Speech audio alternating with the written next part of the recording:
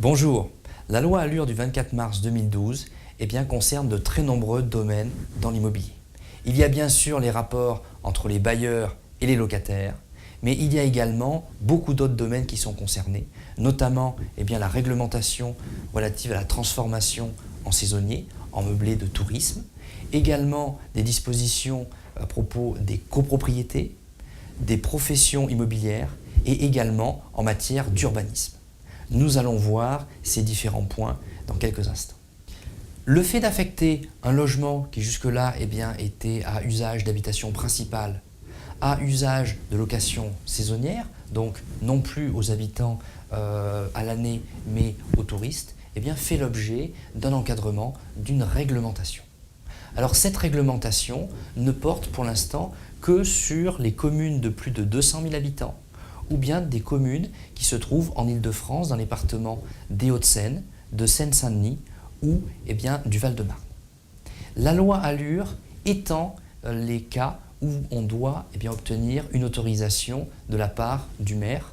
Désormais, toutes les communes pourraient être concernées si la commune, si l'organe compétent administratif décide de mettre en place ce dispositif d'autorisation administrative. Il faut faire attention car si on ne respecte pas cette obligation d'obtenir une autorisation administrative, il existe de lourdes sanctions, notamment une amende de 25 000 €. D'un autre côté, petit assouplissement, il est tout à fait prévu qu'une personne qui dispose d'un logement qu'elle occupe à titre d'habitation principale puisse, pour des périodes réduites, affecter son logement à de la location saisonnière pour des raisons professionnelles, de santé ou autres. De nombreuses dispositions concernent le régime de la copropriété. Il est prévu l'instauration progressive d'un registre des copropriétés où on aura toutes les copropriétés qui seront recensées. Il y a également la volonté d'avoir une meilleure information de l'acquéreur d'un lot en copropriété afin qu'il connaisse toutes les charges qui vont reposer sur ses épaules suite à l'achat, notamment des travaux qui pourraient être votés, notamment des coûts particulièrement importants. Également une volonté de concurrence des syndics pour augmenter la concurrence, notamment lors d'une copropriété qui est neuve, car le premier syndic est mis en place par le promoteur, il est renforcé les possibilités de remplacer ce syndic par un autre. Et en matière de transparence, il y a la généralisation de l'établissement d'un compte bancaire séparé de la copropriété par rapport au syndic.